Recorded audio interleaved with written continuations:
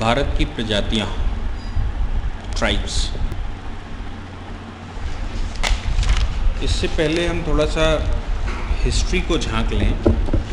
भारत की प्रजातियां करने से पहले हम ज्योग्राफिकली देश की स्थिति जान लें कि देश किस प्रकार से, भौगोलिक पृष्ठभूमि उसकी क्या है।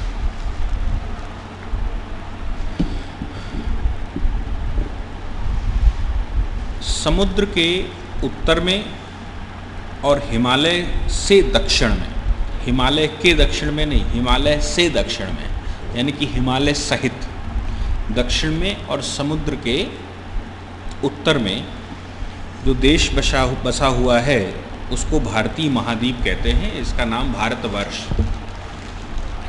भारतवर्ष नाम देने का कारण है कि अलग अलग ग्रंथों में भरत के नाम हमको मिलते हैं और भरत के नाम से हमने उसको भारत कहा।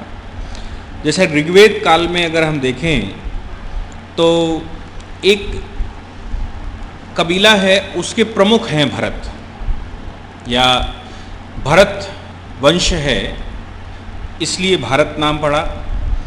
दूसरा, हम जैन ग्रंथों को पढ़ते हैं तो ऋषभदेव के पुत्र का नाम भरत था इसलिए भारत पड़ा। ब्राह्मण ग्रंथों को अगर हम देखते हैं तो दुष्यंत के पुत्र का नाम भरत था इसलिए भारत नाम पड़ा। ये कई प्रचलित ब्राह्मण ग्रंथ अलग बोलते हैं, वैदिक काल अलग बोल रहा है और जैन ग्रंथ अलग बोल रहे हैं। इन्होंने अपनी अपनी व्याख्या की।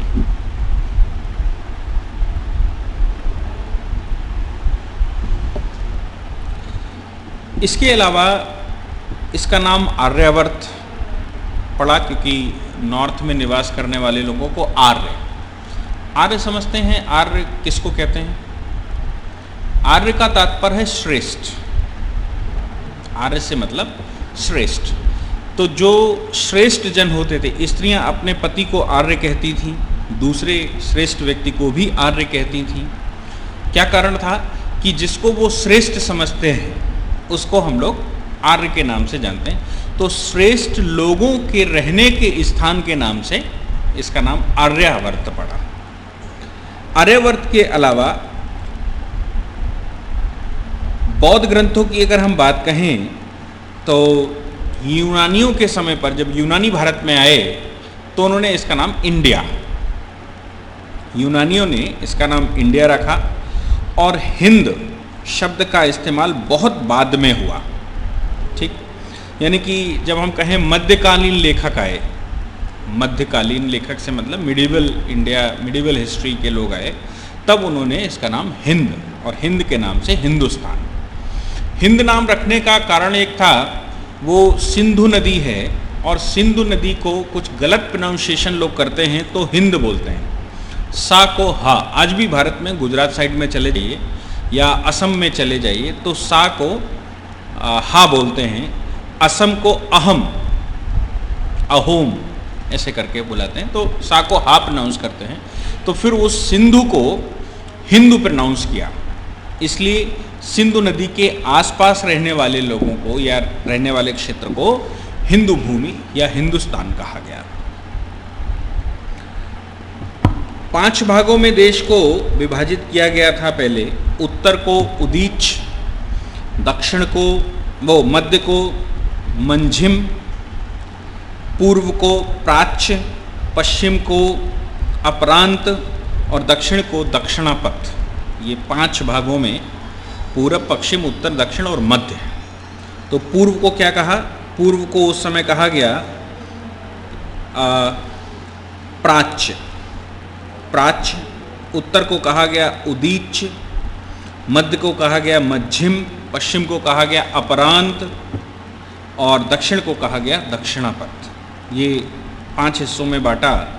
लेकिन अगर हम आज की बात कहें या उस समय भी बाद की बात करें तो 4 हिस्सों में डिवाइड करना देश को उचित होगा। 4 भागों में अगर हम उसको पढ़ें तो पहला क्षेत्र पड़ता है तराई के जंगल, तराई, और तराई से जंगल होते हुए हिमालय। ठीक, ये क्षेत्र पड़ता है। यहाँ पर वर्तमान में कश्मीर, शिवालिक, टिहरी, कांगड़ा, भूटान, नेपाल, सिक्किम और कुमायूं ये क्षेत्र हैं जो तराई से ऊपर शिवालिक क्षेत्रों में हैं। दूसरा क्षेत्र है उत्तर का मैदान, नॉर्थ का प्लेन। नॉर्थ के प्लेन में उपजाऊ मिट्टी होती रही है और सारे जितने भी युद्ध वगैरह हुए हैं ये नॉर्थ की प्लेन के लिए हुआ है, जहाँ पर आप बैठे हैं ये नॉर्थ का प्लेन है, इसके लिए ही सारे युद्ध भारतवर्ष में आज तक हुए, क्योंकि ये उपजाऊ भूमि थी, यहाँ पर बहुत ज़्यादा खाने पीने की सामग्री मिली। इसलिए मध्य भारत और दक्षिण का पठार, इसमें दो नदियाँ तो पूर्व से पश्चिम की ओर बहती हैं, बाकी सारी नदियाँ पश्चिम से पूर्व की ओर बहती हैं। दो नदियाँ जो पूर्व से पश्चिम की ओर बहती हैं उनमें नर्मदा और ताप्ती, नर्मदा और ताप्ती जो पूर्व से पश्चिम जाती हैं, ईस्ट टू वेस्ट जाती हैं, और इनकी सहायक नदियाँ जो भी हैं वो, इसके अलावा सारी नदियाँ भारतवर्ष में पश्चिम से पूर्व की ओर ही जाती हैं। और चौथा एक सकरी पट्टी है साउथ में, जिसको हम लोग समुद्री मैदान कहते हैं। उसमें दो अपने पास कोंकण और मालाबार के तट आते हैं, इनमें कृष्णा, कावेरी, गोदावरी ये गिरती है। भूगोल का क्या प्रभाव है, यानी कि ज्योग्राफी का क्या इफेक्ट है हिस्ट्री पर।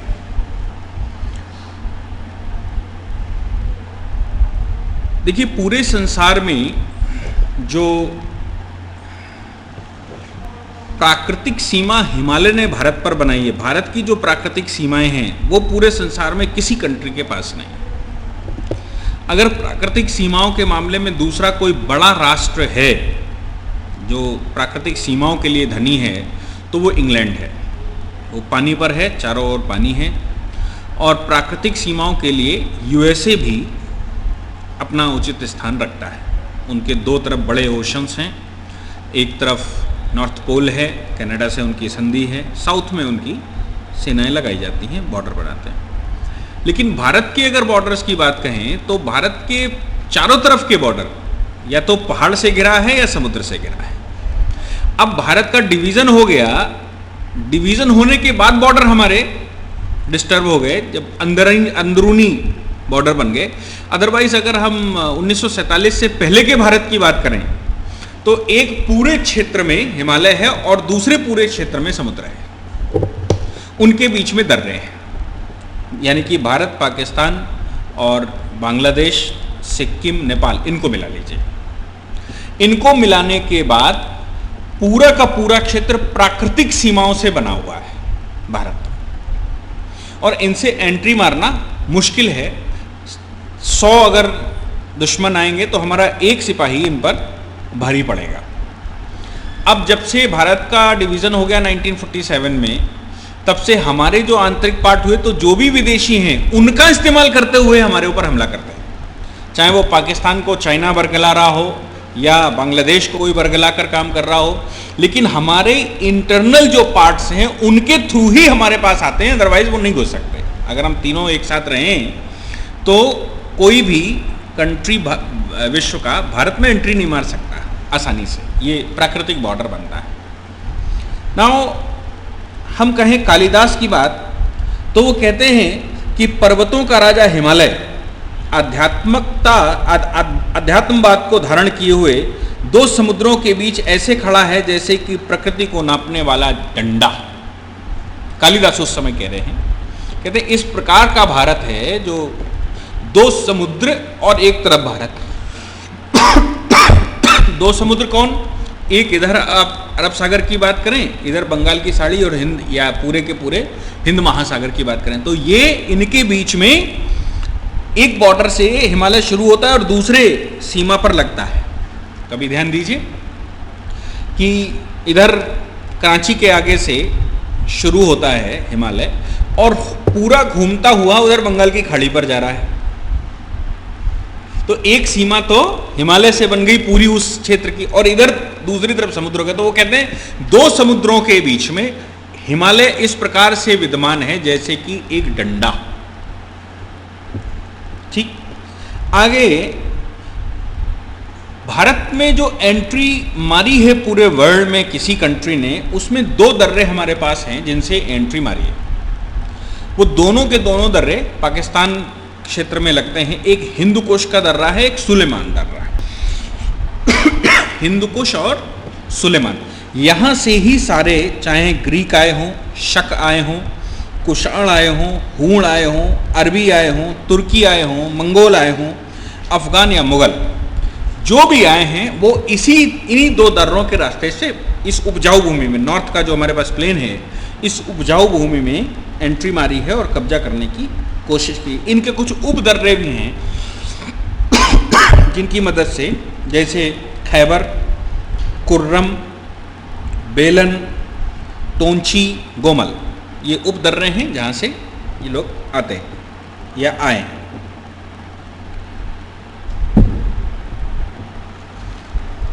भारत को जब हम डिवाइड करें या भारत का जब स्ट्रक्चर तैयार करें तो विविधता की बात आती है। हेरोडोटस 5वीं सदी ईसा पूर्व का राइटर है, इतिहासकार है। वो लिखता है कि हमारे ज्ञात स्रोतों में मतलब जो हमारे पास नोन सोर्सेज हैं, उसमें भारत सबसे महान देश है। ये आज की बात नहीं कह रहा है, हेरोडोटस आज से 2500 साल पहले बोल रहा है। कहता है कि हमारे जो नोन सोर्सेज हैं उनमें सबसे महान सभ्यता अगर संसार में कहीं पर है तो वो भारत है, और सबसे ज़्यादा पॉपुलेशन पूरे वर्ल्ड में अगर कहीं है श्रेष्ठ जनों की तो वो भारत है। ये हेरोडोटस कह रहा है। इसके अलावा भारत में 220 के लगभग भाषाएं बोली जाती हैं। 220 के लगभग भाषाएं बोली जाती हैं, और महाकाव्यों और पुराणों में भारत को परिचय दिया गया है। विष्णु पुराण को देखें तो कहता है, उत्तरम यत् समुद्रस्थ हिमाद्रेश्चैव दक्षिणम वर्षम तद भारतम नाम भारती यत् संतति। यानी कि वह देश जो समुद्र के उत्तर तथा हिमालय पर्वत से दक्षिण में स्थित है, भारतवर्ष कहा जाता है। यहाँ की संतान भारती कहे जाते हैं। ये विष्णु पुराण में हमको मिलता है। कौटिल्य की अर्थशास्त्र क्या कहती है? कहता है हिमालय से लेकर और समुद्र तक, हिमालय से समुद्र तक सहस्त्रों योजन भूमि को एक ही चक्रवर्ती सम्राट के द्वारा के योग्य बताया है। हिमालय से लेकर और समुद्र तक एक ही चक्रवर्ती सम्राट के योग्य बताने वाला कौटिल्य है, जिसने अर्थशास्त्र लिखी। ईसा पूर्व 3री शताब्दी तक सारे भारतीय उपमहाद्वीप में एकमात्र भाषा बोली जाती थी। 3री ईसा पूर्व, आज से 2300 वर्ष पहले एक लैंग्वेज बोली जाती थी पूरे इसमें, वो प्राकृतिक भाषा थी। और प्राकृतिक भाषा बाद में जब साइंटिफिक लैंग्वेज डेवलप हुई तो संस्कृत का रूप ले लिया गया। प्राकृतिक भाषा ने संस्कृत का रूप ले लिया, और संस्कृत के लिए नासा ने भी कहा है कि अष्टाध्यायी एक पुस्तक है व्याकरण की। उन्होंने कहा है कि अष्टाध्यायी जो संस्कृत का मूल ग्रंथ है, वो ग्रंथ किस लिए डेवलप हुआ हम नहीं जानते, लेकिन हम आज कह सकते हैं कि संसार की सबसे उन्नत लैंग्वेज अगर कोई है तो वो संस्कृत है, और कंप्यूटर टेक्नोलॉजी के लिए ये बेस्ट लैंग्वेज है। ये नासा ने अपनी साइंटिफिक रिसर्चेस में से डिक्लेयर किया है संस्कृत को। तो संस्कृत यहाँ की मूल भाषा नहीं है। संस्कृत यहाँ की मूल भाषा नहीं है। यहाँ की मूल भाषा तो प्रकृत है। संस्कृत यहाँ पर डेवलप हुई, क्योंकि हम लोग बार बार ये बात कहते आए हैं कि भारतवर्ष में साइंटिफिक रिसर्चें बहुत हुई अपने समय पर। भारत एक उत्कर्ष कंट्री था, पूरे संसार में सर्वश्रेष्ठ कंट्री माना जाता था, और भारत के विषय में दूसरे कंट्री लिखते हैं। आप देख लीजिए, भारत के जो पुराने साहित्यकार हैं, इतिहासकार हैं, उन्होंने किसी कंट्री का ब्यौरा नहीं दिया। भारत के विषय में दूसरे सभी कंट्रियों में राइटर मिले। कारण क्या रहा होगा? कारण यह रहा होगा कि भारत उस समय चरम पे था, और भारत सबसे उन्नत राष्ट्र होने की वजह से सबकी नजरें, जो भी संसार में पैदा होता होगा, उनकी सबकी नजरें भारत की तरफ लगी रहती होंगी, इसलिए भारत की गौरव गाथा को लिखते रहे वो। तो संस्कृत जो है वो डेवलपमेंट का हिस्सा है और वो लैंग्वेज किसी पार्टिकुलर पर्पस के लिए बनाई गई होगी, इस्टेब्लिश की गई होगी और यहां की लोकल नेटिव लैंग्वेज के रूप में कन्वर्ट कर दी गई होगी ताकि लोग उसको आसानी से जानें। ये करने के पीछे और भी कारण है। आदि शंकराचार्य के सामने एक प्रश्न आया कि संस्कृत देश से धीरे धीरे करके समाप्त हो रही है और संस्कृत का रूप दूसरी भाषाएं लेती जा रही हैं, इसको कैसे बचाया जाए। तो उन्होंने एक सीधा सा जवाब दिया था कि संस्कृत के शब्द बाकी भाषाओं में एक एक करके मिलाते चले जाओ। संस्कृत के शब्दों से दूसरी लैंग्वेज में जो शब्द हैं उनको रिप्लेस कर दीजिए एक एक करके। तो नतीजा ये निकला कि आपके पास जो साउथ इंडिया की लैंग्वेजें हैं, चाहे वो मराठी हो, वो तमिल हो, तेलुगु हो, उसमें 60% शब्द संस्कृत के इस्तेमाल होते हैं। आदि शंकराचार्य उसी क्षेत्र से आए थे और उस क्षेत्र में उनका बड़ा प्रभाव था। तो धीरे धीरे, चूंकि संस्कृत तो लैंग्वेज थी, अभी दूसरी लैंग्वेजेस डेवलप होने लगी, तो धीरे धीरे करके संस्कृत का प्रभाव कैसे बढ़े, इसके लिए संस्कृत को समाहित किया गया। आज भी ये प्रश्न उठता है कि संस्कृत को कैसे लैंग्वेज बनाया जाए। तो आप नई नई जो डिक्शनरियां लिखने वाले हैं, चाहे ऑक्सफोर्ड वाले हों, चाहे कोई कैम्ब्रिज वाले हों, वो संस्कृत के शब्दों को इंक्लूड करते जा रहे हैं। साल में 2, 4, 10 शब्द वो संस्कृत के डाल देते हैं। संस्कृत के शब्द डालने का मतलब ये होता है संस्कृत लोगों की नेटिव लैंग्वेज में आ जाएगी। और यही कारण है कि अमेरिका सरकार ने, जो बुश प्रशासन था, उसने अपनी आखिरी ग्रांट के रूप में संस्कृत लैंग्वेज के लिए फ्री ग्रांट दे दी सारी यूनिवर्सिटियों को। जो यूनिवर्सिटी संस्कृत पढ़ाएगी उस यूनिवर्सिटी का एजुकेशन, संस्कृत की एजुकेशन का खर्चा सरकार उठाएगी। क्यों? क्योंकि नासा ने डिमांड व्यक्त की कि अगली जो कंप्यूटर टेक्नोलॉजी, कंप्यूटर लैंग्वेज है, वो संस्कृत होगी। संस्कृत भाषा में सबसे बड़ा शब्दकोश है और संस्कृत भाषा की सबसे खास बात यह है कि इसके सिनोनिम्स नहीं मिलते। उसके हर शब्द का अपना एक यूनिक मीनिंग है। इंग्लिश में एक ही शब्द के कई मतलब निकलते हैं, ऐसा संस्कृत में नहीं होता। संस्कृत में हर एक शब्द का यूनिक मीनिंग है और हर एक शब्द का प्रोनाउंसिएशन अलग है और क्लियर प्रोनाउंसिएशन है। बट और पट नहीं होता यार, कि बीयूटी को बट कहें और पीयूटी को पुट कहें। संस्कृत में अगर बीयूटी और पीयूटी इस्तेमाल हुआ है तो एक को बट और दूसरे को पट। प्रोनाउंसिएशन बिल्कुल क्लियर है, हर शब्द का प्रोनाउंसिएशन क्लियर है, एक दूसरे में प्रोनाउंसिएशन में फर्क नहीं। इसलिए ये लैंग्वेज आसानी से समझी जा सकती है और सबसे बड़ा शब्दकोश होने की वजह से सभी भाषाओं का ट्रांसलेशन करके संस्कृत में कन्वर्ट करके दूसरी भाषाओं में ट्रांसलेशन किया जा सकता है। कंप्यूटर टेक्नोलॉजी में करते क्या है आप? कंप्यूटर टेक्नोलॉजी में ट्रांसफॉर्मेशन ही तो है मेन चीज कि आपकी यूजुअल लैंग्वेज मशीन लैंग्वेज में कन्वर्ट होती है, मशीन लैंग्वेज फिर यूजुअल लैंग्वेज में कन्वर्ट करती है। यही तो करते हैं। तो क्यों ना जो लैंग्वेज हम C++, ऑरेकल, ये दुनिया भर की लैंग्वेज इस्तेमाल कर रहे हैं, उनकी जगह संस्कृत लैंग्वेज इस्तेमाल की जाए ताकि सभी भाषाओं की मशीन लैंग्वेज एक हो जाए। और सबसे बड़ा संसार का शब्दकोश अगर संस्कृत में मिलता है तो पूरे संसार की सभी भाषाओं का ट्रांसलेशन करना मशीन लैंग्वेज में आसान हो जाएगा और फिर मशीन लैंग्वेज से दूसरी भाषा में ट्रांसलेशन करना आसान हो जाएगा क्योंकि शब्दकोश है उसके पास।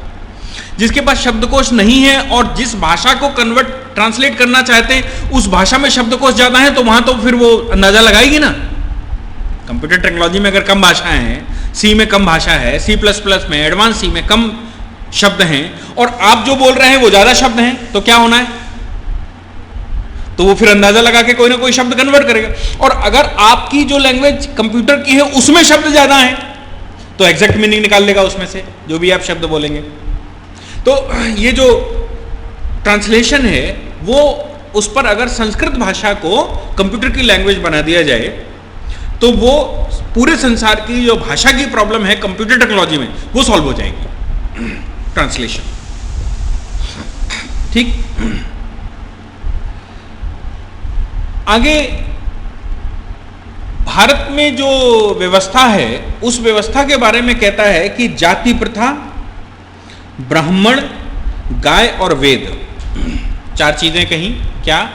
जाति प्रथा, ब्राह्मण, वेद और गाय, ये पूरे भारतवर्ष में पूजनीय है। उस समय जब भारतवर्ष का नाम भारतवर्ष रखा जा रहा है, ये पूरे पूजनीय है। इसमें हम एक संशोधन करना चाहेंगे, जाति व्यवस्था नहीं, जाति प्रथा नहीं, वर्ण व्यवस्था।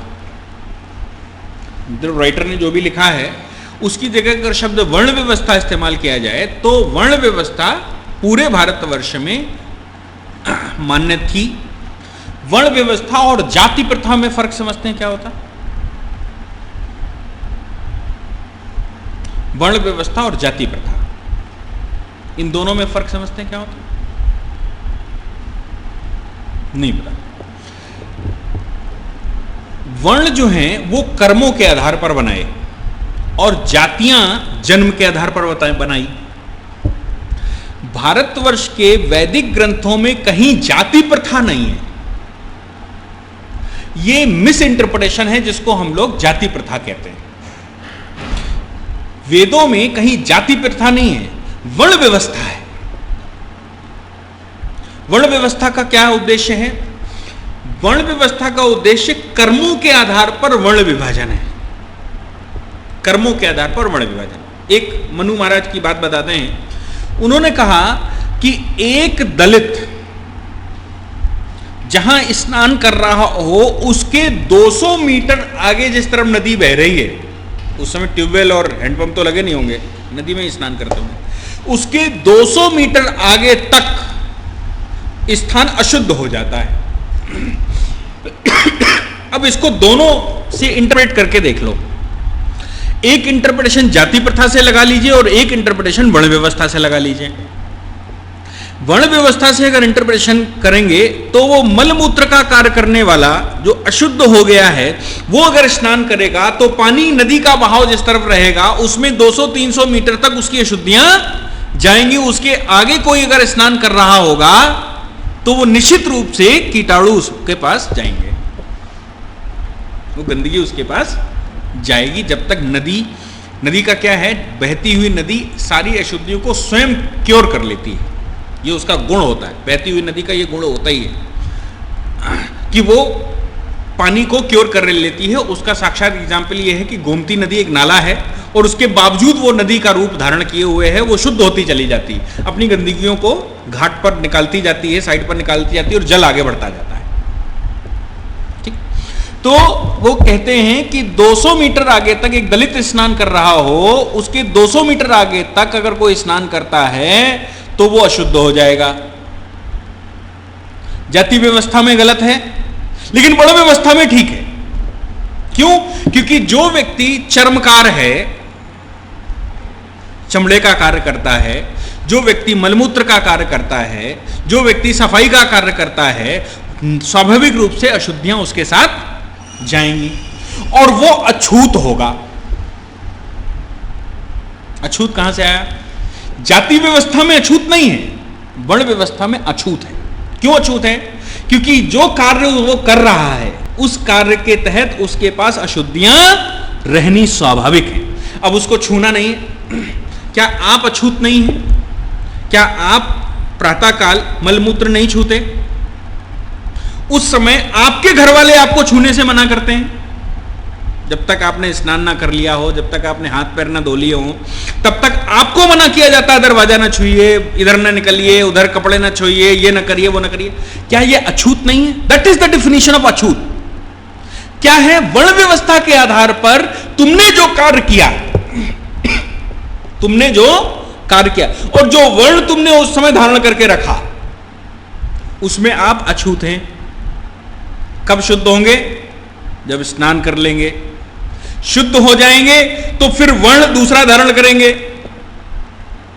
और दूसरा वर्ण धारण करेंगे तो आप अछूत नहीं रहेंगे।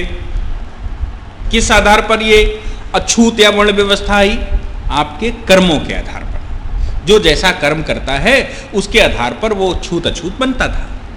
ये भारत में साइंटिफिक टेक्नोलॉजी का नतीजा था। मतलब साइंस इतनी डेवलप्ड थी कि लोगों को ये मालूम था कि किसके क्या इफेक्ट होने वाले हैं। लेकिन जब विदेशी आक्रमण भारत में हुए तो साइंस तो चली गई, रह क्या गया? जाति बना दी लोगों ने। यानी कि जन्म के आधार पर शुद्ध और अशुद्ध मानने लगे। और ये जो जन्म के आधार पर शुद्ध और अशुद्ध मानने लगे, इसने सब गड़बड़ी फैला दी। इसने जातियां बना दी, परमानेंट अछूत बना दिया और परमानेंट ब्राह्मण बना दिया। जबकि भारत के वैदिक काल में परमानेंट ब्राह्मण और परमानेंट अछूत नहीं है। वर्ण के आधार पर जो वर्ण उसने धारण करके रखा उस आधार पर वो उस प्रकार का है। ठीक। और उसके बीच में समरसता बिठाई, जिसको हम लोगों ने कहा सामाजिक समरसता। सामाजिक समरसता मतलब harmonisation, social harmonisation. Social harmonisation क्या? कि सभी वर्णों में हार्मोनाइजेशन बिठाया गया। होली मिलन सब एक साथ करेंगे, त्योहार सब एक साथ करेंगे, सबके खाने पीने की व्यवस्था एक साथ होगी। अगर वो अछूत होता परमानेंट तो ऐसा ना होता। ऐसा करने की आवश्यकता उस समय के महर्षियों को नहीं थी। लेकिन उन्होंने सबको समरस बनाया और एक दूसरे से सबको लिंक कर दिया। कहने का मतलब कोई परमानेंट अछूत नहीं था। अब वो परमानेंट अछूत हो गए। और इस पर बहुत बड़ा रोल अगर किसी ने प्ले किया तो विदेशी आक्रांताओं ने किया, जो भारत में आए और उन्होंने यहाँ के सिस्टम को भंग किया और एक दूसरे को लड़ाने के लिए तुम अछूत हो, तुम ऐसे हो, तुम वैसे हो, तुम ये हो, तुम वो हो, और उनकी परमानेंटी बना दी, उनकी आईडी बना दी। आईडी के आधार पर वो वंश चल गए और वंश के आधार पर जाति व्यवस्था चल गई। जाति व्यवस्था के आधार पर राजनीति हो गई और राजनीति के आधार पर युद्ध और दंगे शुरू हो गए। ये मूल है। भारत के इतिहास में अब हम प्रजातियों पर आ जाते हैं।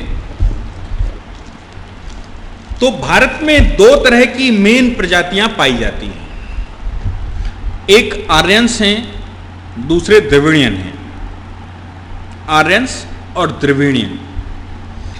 आर्यन और द्रविड़ियन दो शब्द हैं, इनकी अपनी एक फिलॉसफी है।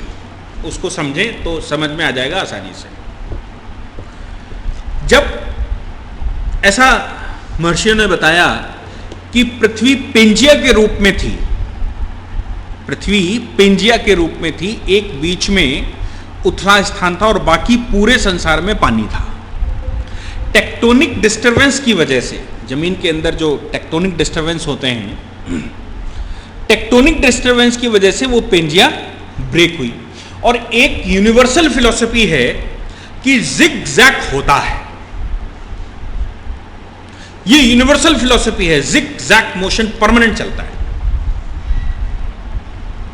स्प्रिंग को खींचेगी, फिर उसको अपने आप एक स्वाभाविक स्थान पर आएगी। एक पेंडुलम को छोड़ दीजिए तो इधर जाएगा, फिर स्वाभाविक धीरे से अपने स्थान पर आएगा। न्यूटन का फॉर्मूला भी यही कहता है कि जो चीज चल रही है वो चलती रहेगी, जो रुक गई है वो रुकती रहेगी, प्रत्येक चीज की क्रिया की प्रतिक्रिया होगी। क्या है? तो जिगजैग मोशन चलता रहेगा। गाड़ी आप चला के ले जाइए, खड़ी कर दीजिए, थोड़ी आगे बढ़ेगी, फिर पीछे बढ़ेगी, फिर आगे बढ़ेगी, फिर पीछे बढ़ेगी। आपने खड़ी कर दी तो क्यों आगे पीछे 1 सेकंड तक होती रही? बड़ा वाहन खड़ा करिए तो थोड़ा सा रुकने के बाद 1-2 बार आगे पीछे होता है। ट्रेन खड़ी का होती है, फिर वो 1-2 बार आगे पीछे होती है। क्या है? Zigzag motion. ये यूनिवर्सल प्रिंसिपल है। आप 2 पैरों से चलते हैं, एक आगे बढ़ता है, एक पीछे बढ़ता है, एक आगे बढ़ता है, एक पीछे बढ़ता है। आप हाथ चलाते हैं, दोनों हाथ बड़ी मुश्किल होती, आसानी से ऐसे चलाइए तो एक आगे एक पीछे। जो लोग नैन चलाते हैं वो एक ऐसा चलाते हैं। कहने का मतलब एक जिगजैग मोशन ये यूनिवर्सल प्रिंसिपल है। और ऐसा माना गया कि आज से 450 करोड़ वर्ष पहले एक विस्फोट हुआ था जिससे ये ब्रह्मांड चला और फिर उसके बाद ये वापस आता है, फिर ये मिलता है, फिर विस्फोट होता है। यूं जिगजैग मोशन में ये ब्रह्मांड चलता रहता है। पृथ्वी पर भी ऐसा ही होता है। तो वो पेंजिया टूटी, टूटने के बाद वो परमानेंटली चल दी वाटर में, और वाटर के नीचे क्या था, ऑलरेडी लिक्विड तो भरा ही है। तो भारतवर्ष जो है वो दो हिस्सों से मिलकर बना है। एक हिस्सा वो है जो अफ्रीका और साउथ अमेरिका, क्या अफ्रीका और साउथ अमेरिका का टुकड़ा है, इसीलिए उस हिस्से में भारत के डायनासोर के तत्व मिलते हैं। वहां की प्रजातियां, भारत के उस हिस्से की प्रजातियां साउथ अफ्रीका, जिसको लैटिन अफ्रीका अमेरिका कहते हैं, वो साउथ अफ्रीका, अफ्रीका का साउथर्न पोर्शन, और अमेरिका, लैटिन अमेरिका, वहां के लोगों से मिलती है। शक्ल भी, सूरत भी, चेहरा भी। चौड़ी नाक, जबड़ा बड़ा सा, माथा चौड़ा सा, मुंह भारी सा, शरीर गठीला और चौड़ा। आप भारत के साउथ इंडियन को, द्रविडियंस की मुखातिक कर लीजिए। कहां से मिलती है वो अफ्रीका से मिलती है, वो लैटिन अमेरिका के लोगों से मिलती है। ये एक टुकड़ा है, इसको हम लोग इंडो ऑस्ट्रेलियन प्लेट कहते हैं। क्या? Indo Australian plate. तो अपने पास दो द्वीप हैं, एक द्वीप को हम लोग जम्बू द्वीप कहते हैं, एक द्वीप को जम्बू द्वीप कहते हैं, और दूसरा साउथ का पोर्शन है। क्या है? जम्बू द्वीप में जो लोग रह रहे हैं, यानी कि ये पहाड़ी क्षेत्र है, हाइट पर है, इक्वेटर से दूर है, नॉर्थ पोल के नजदीक है, तो यहां के चेहरे एक से मिलेंगे? नहीं मिलेंगे। यहां के चेहरे एक से मिलेंगे। कहां कहां वो चेहरा मिल सकता है? नॉर्थ पोल के चारों ओर चक्कर लगा लीजिए, आपको एक से चेहरे मिलेंगे। नॉर्थ पोल के चारों ओर चक्कर लगाने का मतलब, कुछ रशियन से मिलेंगे, रशिया उसके चारों ओर, तीन तरफ, इस तरफ तो बसा हुआ है, भारत का कुछ हिस्सा है। ये क्या है? ये जम्बू द्वीप है। भारत के इस भाग में जो एरिया है उसको हम लोग जम्बू द्वीप के नाम से जानते हैं, इसीलिए भारतवर्ष का एक नाम जम्बू द्वीप के नाम से भी जाना जाता है। और यहां पर रहने वाले लोग आर्यन कहलाते हैं, जो उनको श्रेष्ठ बोलते हैं। दूसरा हिस्सा पीछे से आया है। कहां से? वो पेंजिया के उस हिस्से से टूटकर। आप जहां पर बैठे हैं, ये जो गंगा यमुना का दोआब है, ये दोआब किसी समय पर समुद्र था, ऐसा माना जाता है। वो हिस्सा जो जम्बू द्वीप का है, वो एक पहाड़ यूं ढलता चला गया, समुद्र आया, और वो हिस्सा उधर से आया। ये दोनों हिस्से धीरे से मिले, और आज भी 1 सेंटीमीटर प्रति वर्ष के हिसाब से इंडो ऑस्ट्रेलियन प्लेट जम्मू द्वीप में एंट्री मार रही है, उस तरफ चल रही है। 1 सेंटीमीटर प्रति वर्ष का हिसाब है, और उसके कारण हिमालय अभी तक सुदृढ़ नहीं हो पा रहा, क्योंकि उसमें हर वर्ष जब थोड़ी थोड़ी ऊंचाई बढ़ती है तो वो डिस्टर्ब होता है। डिस्टर्ब होने का नतीजा वो कठोर नहीं हो पाता, वो गिर जाता है, उससे पहले लैंड स्लाइडिंग हो जाती है वहां। और यही कारण है कि आपने जो माउंट एवरेस्ट है उसकी हाइट 2 मीटर बढ़ा दी। कैसे बढ़ गई 2 मीटर? ऊपर चल रहा है ना, तब तो समुद्र तल से 2 मीटर बढ़ गई, या तो समुद्र नीचे जा रहा है, समुद्र का पानी नीचे जा रहा है, या फिर पहाड़ ऊपर उठ रहा है। तो समुद्र का पानी तो ऊपर जा रहा है, ये वेल डिफाइंड है, इसमें तो कोई दोहरा ही नहीं कि समुद्र तल ऊपर उठ रहा है।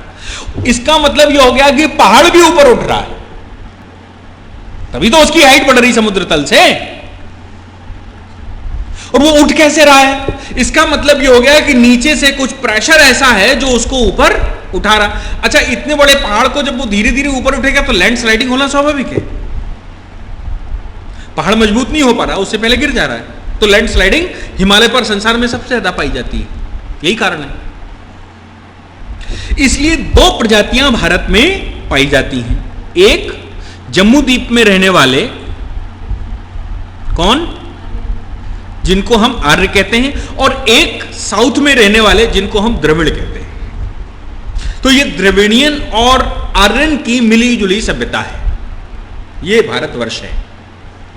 अच्छा, क्या है कि आर्यों के विषय में ऐसा कहा जाता है, बहुत सारे लोगों ने रिसर्च की और लोग मानते हैं कि ये रशा से आए, यहां से आए, वहां से आए।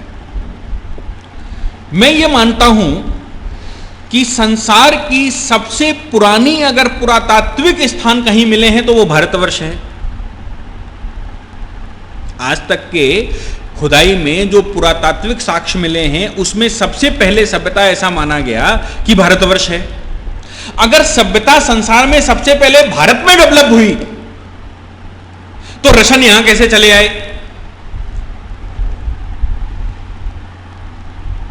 रशन को कैसे कह सकते हैं कि वो आकर यहां बस गए जब सभ्यता आपके यहां डेवलप हुई? उसका साक्षात एग्जाम्पल है द्वारिका। अभी 10 साल पहले द्वारिका मिली हमको समुद्र के गुजरात की खाड़ी में, और वो द्वारिका की जो अंदर से ईंट निकाली गई, उनका जो कार्बन डेटिंग निकाली गई, उसमें यह पता लगा कि 8000 वर्ष से कम तो है ही नहीं, और इवन 8000 से 20000 वर्ष पुरानी तक ये सभ्यता है। अगर ये 8000 से 20000 वर्ष पुरानी सभ्यता है भारतवर्ष, तो फिर ये जो बाद में डेवलप हुए कोई 2000 साल से, कोई 3000 साल से, ये भारत में कैसे चले आए? इट्स मीन्स कि सभ्यता भारत में अगर डेवलप हुई तो भारतवासी दूसरी जगहों पर गए। कालांतर होने की वजह से पहचान खत्म हो सकती है कि हो गई हो। हमारे परिवार सबके परिवार हैं, आपको मालूम है कि आप अकेले तो वंश पैदा नहीं हुआ होगा, वंश कहीं ना कहीं से चला होगा। आज से 5000 पीढ़ी पहले, 10,000 पीढ़ी पहले कहीं ना कहीं से तो आए होंगे, उनके परिवार बने होंगे। फिर वो कोई यहाँ से हैदराबाद शिफ्ट हुआ होगा, तो कोई बंगाल शिफ्ट हुआ होगा, तो कोई अमेरिका शिफ्ट हुआ होगा। फिर अमेरिका में 5 पीढ़ी निकल गई तो वो कौन हो गया? अब उसकी तो बात ही खत्म हो गई, वो भारत से आया था तो वो अमेरिकन हो गया, या उसने धर्म परिवर्तन कर लिया तो वो रोलैंडो को लिखने लगा, हो गया नया। उसकी 5 पीढ़ियां आई तो वो कहती है मैं तो यहीं का था। तो हम ये मान के चलें कि कोई भी भारत में नहीं आया, भारत से सब गए और जाकर आए। क्या? भारत में जब सभ्यता डेवलप हुई तो भारत से माइग्रेट किए और माइग्रेट करके वहां से वापस आए अपनी पूर्वजों की पृथ्वी पर, जमीन पर। ऐसा तो माना जा सकता है। तो आप जो कहते हैं कि रशा से आर्यन भारत आए, उसको सिरे से खारिज करने योग्य है। भारत से रशन गए होंगे क्योंकि सभ्यता पहले हमारे यहां डेवलप हुई। ठीक। अच्छा, दूसरी बात ये भी कहते हैं कि भाई उधर से आए, इधर से आए, नॉर्थ से आए। आप ये मान के चलें कि जो जम्मू द्वीप है उसमें हिमालय सम्मिलित है, हिमालय के उस पार नॉर्थ पोल है, साइबेरियन के जंगल निकाल दीजिए, नॉर्थ पोल आ गया। तो ये पोर्शन अगर जम्मू द्वीप था और नॉर्थ पोल के चारों ओर उसी प्रजाति के लोग रहते हैं, तो एक दूसरे के गुण धर्म मिलना स्वाभाविक है, नहीं? अब एक पहाड़ी इस पहाड़ पर रहता हो और एक पहाड़ी उधर सिक्किम पर रहता हो, दोनों की शक्ल मिलती है एक सी। क्या मतलब है?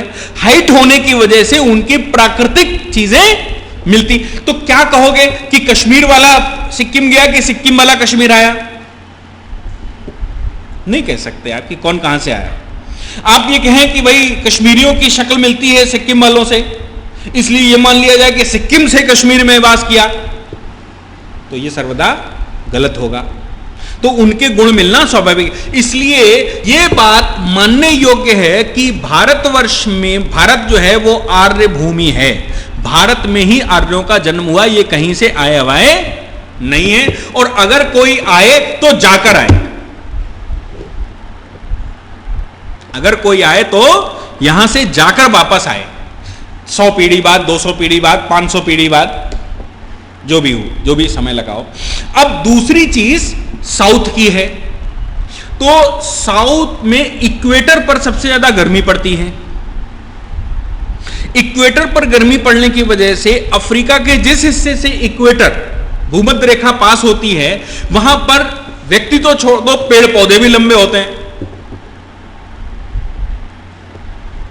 आप नाइजीरिया वगैरह ले लीजिए, जायरे को ले लीजिए, बंटू को ले लीजिए, ये स्थान ऐसे हैं जहां पर 500-500 फीट और 500-500 मीटर ऊंचे पौधे होते हैं, पेड़ होते हैं। 500 फीट ऊंचा पेड़ देखा है भारतवर्ष में? नहीं, लेकिन अफ्रीका में मिल जाते हैं। क्यों मिल जाते हैं? क्योंकि जमीन सघन है, धूप ज्यादा है, वेपराइज वो उनका एस्टेब्लिशमेंट जल्दी होता है गर्मी ज्यादा होने की वजह से, और वो नीचे चूंकि सीढ़न है, नीचे उनको धूप नहीं मिलती, फोटोसिंथेसिस उनको चाहिए भोजन बनाने के लिए, तो वो पेड़ ऊपर चलने लगता है और वो अपनी पत्ती को ऊपर ले जाता है ताकि ऊपर से उसको धूप मिल जाए, भोजन ले ले। तो भोजन के चक्कर में वो लंबा होता जाता है। वहां के इंसान भी इसी प्रकार के शरीर धारण करते हैं। वो पोर्शन कटकर भारत में आया तो वो द्रविडियन कहलाए। लेकिन भारत में चूंकि सभ्यता का डेवलपमेंट हो रहा है, आपको बोला 2 हिस्से हैं, तो सभ्यता का डेवलपमेंट हो रहा है, इसलिए एक दूसरे की सभ्यताओं में तालमेल बिठाना बैठ गया। ऐसा माना जाता है कि अगस्त ऋषि अगस्त जब जब आर्यंस के ऊपर कभी संकट आया तो आर्यन सभ्यता को प्रोटेक्ट करने वाले साउथ में अगस्त ऋषि थे। अगस्त ऋषि ने प्रोटेक्शन दिया और उन्होंने आर्यन सभ्यता को जीवित रखा और शरण दी। भारतवर्ष में जब जब विदेशी आक्रांताओं का पुनः हमला हुआ तब तब भारत से अगर कहीं सभ्यता को सेव किया गया तो वो साउथ था, साउथ में जाकर ही सेव हुआ और फिर अपने चरम पे। यानी कि द्रविडियन और आर्यंस में जैसा कहा जाता विरोधी थे, ऐसा बिल्कुल भी नहीं माना जा सकता। अगर ये विरोधी थे तो इधर से जब आक्रमण हुआ तो इधर से इनको भी आक्रमण कर देना चाहिए था, लेकिन द्रविडियंस ने आपकी सभ्यता को बचाने का कार्य किया। क्या मतलब है? मतलब है देश के लिए समर्पण पहले से भारतवर्ष में विद्यमान था और द्रविड़ और आर्यन एक दूसरे को अपना भाई स्वरूप मानते थे,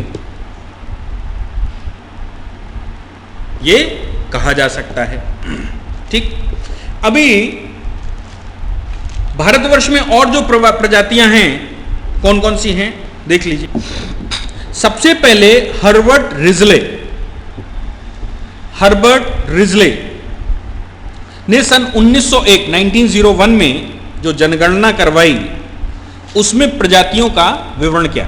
याद रखेंगे, बार बार हम कह रहे हैं कि यह विदेशियों की जनगणना है, भारतवासियों की जनगणना नहीं है, इसलिए इस पर बहुत विश्वास नहीं किया जा सकता।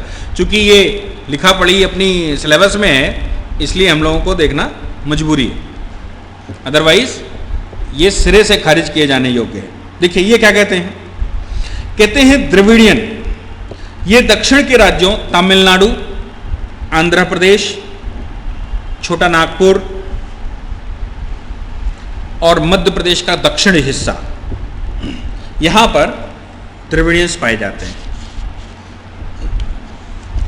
दूसरा इंडो आर्यन, ऐसा बोलते हैं इंडो आर्यन, और ये जो रिजले कह रहे हैं ये बोलते हैं कि 2000 वर्ष पूर्व लगभग मध्य एशिया से ये लोग आए थे आर्यंस।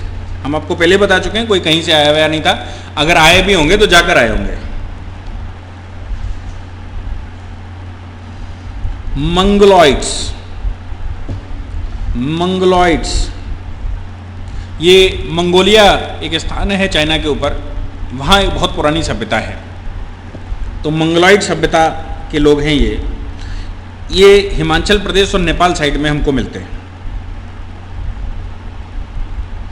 इसके बाद आर्यन और द्रविडियन की मिल के सभ्यता डेवलप हुई जिसको आर्य द्रविडियन कहते हैं। तो बीच का हिस्सा कौन सा, हमने आपको बताया बीच का हिस्सा कौन सा है,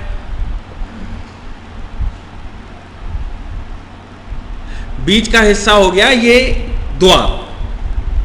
कौन सा हिस्सा? उत्तर प्रदेश। ये दोनों सभ्यताओं का मिक्सअप है, उत्तर प्रदेश, बिहार, उत्तरी मध्य प्रदेश यहां पर दोनों सभ्यताएं मिलती हैं क्योंकि ये सेंटर है, ये जम्मू द्वीप का भी सेंटर है और ये साउथ का भी सेंटर है, ये दोनों का सेंटर है। आगे मंगोल द्रविडियन। अब देखिए साउथ इंडिया में द्रविडियन पाए जाते हैं और मंगोल चाइना के बाद पाए जाते हैं। तो उधर से अगर आएंगे तो या तो आर्यों की तरफ से आए या फिर बंगाल की तरफ से आए। बंगाल की तरफ से आएंगे तो वहां पर मंगोल द्रविडियन हमको मिलेंगे क्योंकि द्रविड़ वहां से सीधे मिल जाएंगे उनको। तो ये हमको बंगाली ब्राह्मण और बंगाली कायस्थ, बंगाली ब्राह्मण और बंगाली कायस्थ,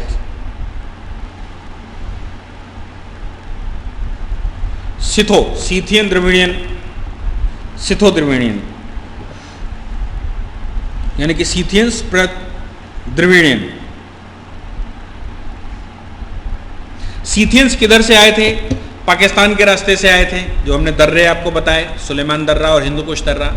वहां से आए होंगे, एंट्री मारने के बाद या तो समुद्र के किनारे किनारे चले या इधर एंट्री मारे। द्रविडियन मिलेंगे तो कहां करेंगे? वो किनारे किनारे अरब सागर से जाएंगे, तो अरब सागर के किनारे वाले प्रदेशों में पाए जाएंगे। कहां कहां मिलते हैं ये मिलते हैं केरल, सौराष्ट्र, गुजरात, कच्छ,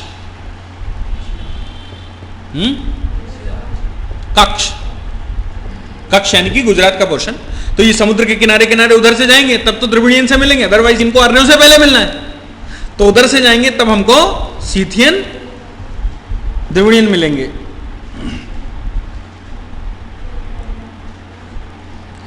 अब तुर्क और ईरानी, तुर्क और ईरानी अगर आएंगे तो अफगानिस्तान के पोर्शन में रुकेंगे।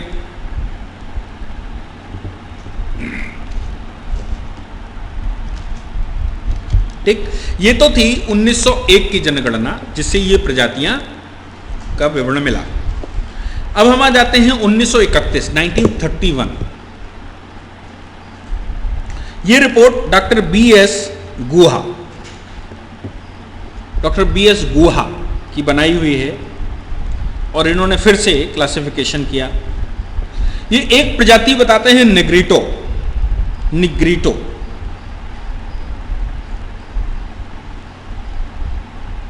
निग्रिटो मिलता है, निग्रिटो किधर से आया? यही वही वो है अफ्रीकन और क्या नाम ऑस्ट्रेलिया के एरिया में रहने वाला, वो तगड़ा वाला जिसका शक्ल जो है बंदरों के समान है, बंदरों के जैसा, बानरों के जैसा दिखता है, बहुत भारी चेहरा रहता है। ये अंडमान निकोबार में मिलेगा। और इधर अगर देखें तो श्रीलंका और उसके बॉर्डर पर मिलेगा, भारत के श्रीलंका के बॉर्डर पर मिलेगा निग्रिटो। दक्षिण भारत में भी ये कुछ पाया जाता है, ट्रावनकोर कोचीन के एरिया में, ट्रावनकोर और कोचीन।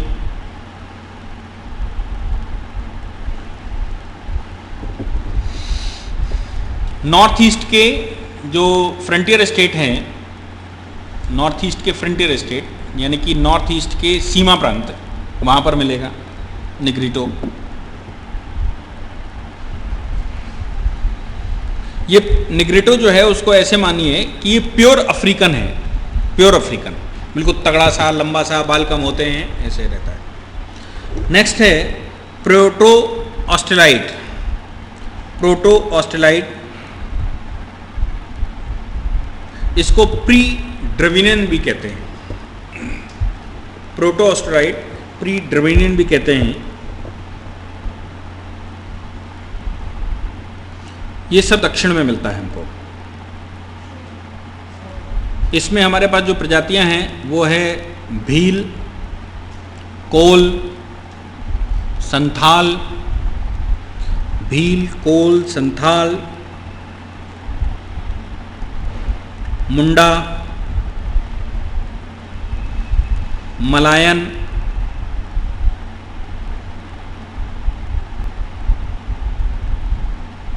ठीक। नेक्स्ट मंगोलॉइड, मंगोलॉइड, मंगोलॉइड को 3 हिस्सों में बांटा है। एक है पेलियो मंगोलॉइड, पेलियो मंगोलॉइड यानी कि पूर्व मंगोलॉइड, ये असम म्यांमार साइड में मिलते हैं हमको। इसमें जो आपके पास बोडो रहता है ना, बोडो लैंड मांग करते हैं, बोडो, नामा और मीरी, ये प्रजातियां हैं। नामा और मीरी ये प्रजातियां हैं। फिर आते हैं भूमध्य सागरीय। देखिए इन्होंने भी वर्ड इस्तेमाल किया, मेडिटेरेनियन यानी कि भूमध्य सागरीय, और इसको भूमध्य सागरीय को प्योर द्रविड़ प्रजाति कहते हैं। द्रविड़ियन भूमध्य सागर वाला है, द्रविड़ियन है। इसको फिर 3 भागों में बांटा है। एक तो है प्राचीन यानी कि एंशिएंट द्रविड़ियन या एंशिएंट मेडिटेरेनियन, ये तेलुगु और तमिल हैं, तेलुगु और तमिल। दूसरा प्योर मेडिटेरेनियन,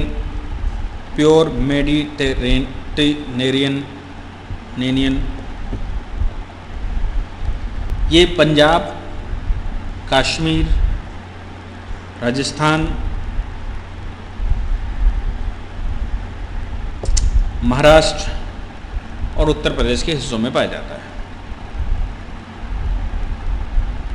और तीसरी है सेमिटिक। ये पंजाब, राजस्थान और पश्चिमी उत्तर प्रदेश, ये जिनको आप जाट कहते हैं आजकल, सेमिटिक। 5वां इन्होंने बनाया है नॉर्डिक, जिसको इन्होंने इंडो आर्यन कहा। नॉर्डिक ये सिख और राजपूत हैं, ऐसा मानते हैं। नॉर्डिक को कहते हैं इंडो आर्यन, ये राजपूत या सिख हैं।